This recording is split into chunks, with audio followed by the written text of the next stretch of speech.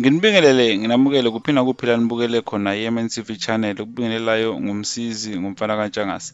Ngibonga kakhulu kubantu ababuka i-MNTV channel futhi ngiyacela ukuthi niqhubeke nokubuka iy'nhlelo ze-MNTV channel. Namhlanje ngithe asikhulume nge-respect, inhlonipho, ukuthi kuyini ukuhlonipha, kubizwa ngani ukuhlonipha, nokuthi ukuze nawe uhlonipheke emphakathini, ikuphi okumele ukwenze, uhlonipheke kubantu, ikuphi nawe okumele ukuhambe. Yeah.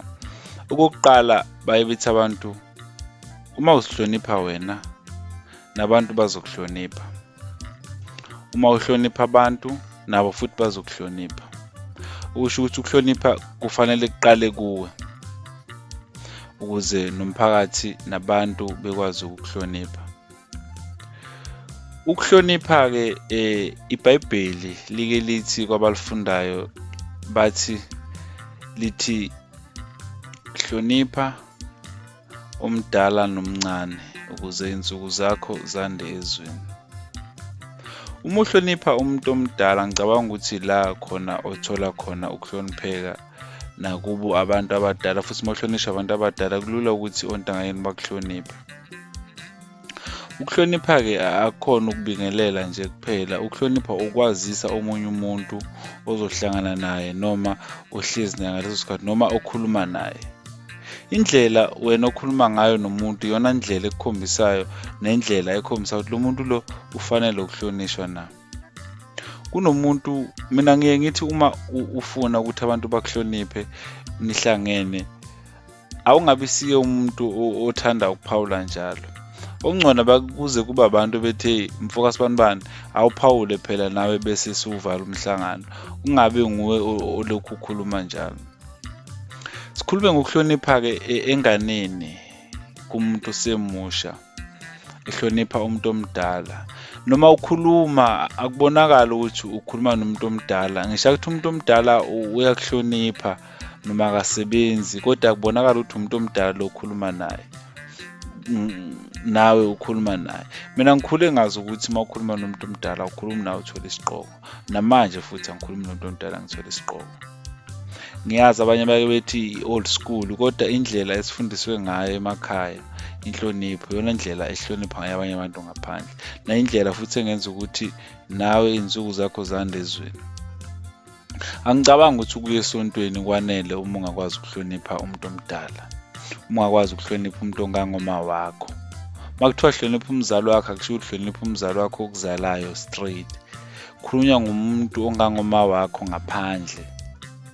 Khuluma naye kubona ngathi ukhuluma noma wakho noma uhlezi ngaphandle. Athi angene etekisini uhleli phansi usukume wena ngoba umncane. Inhlonipho le. Ukwazisa omunye umuntu ukuthi omunye umuntu akasebenzi noma uyasebenza, kodwa makamdala kunawe kubalulekile ukuthi umhloniphe.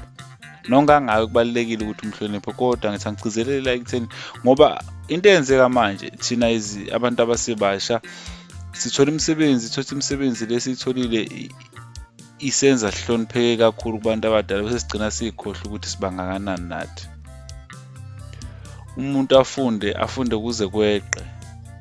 Athi noma ekhuluma nogogo omdala ubonayo ukuthi lo muntu lo azange embone uthisha, kodwa akhuluma isiNgisi. Abasazi isiZulu, ekwazi kahle ukukhuluma isiZulu. Ukuhlonipha bafethu kuyinto ebaluleke kakhulu. Ngicabanga ukuthi noma kuthiwa wenzani usedrobheni singakwazi, uma ukhuluma siyabona ukuthi lo uphuma ekhaya njani. Angicabangi ukuthi utshwala ibo obenza umuntu engahloniphi, kodwa umuntu uma ekhuluma nje kuyezwakala ukuthi lo muntu lo uhloniphekile. Kubalulekile ukuyihlonipha, futhi kubalulekile nokuthi before ukhiphe amazwi ngomlomo wakho yazi ukuthi uzothini kumuntu. Ungakhuluma into owazi ukuthi izohlala kabi komunye umuntu. Noma athi ukonile umuntu, akube weqala uthe mfowethu cha hayi ungixobile lana.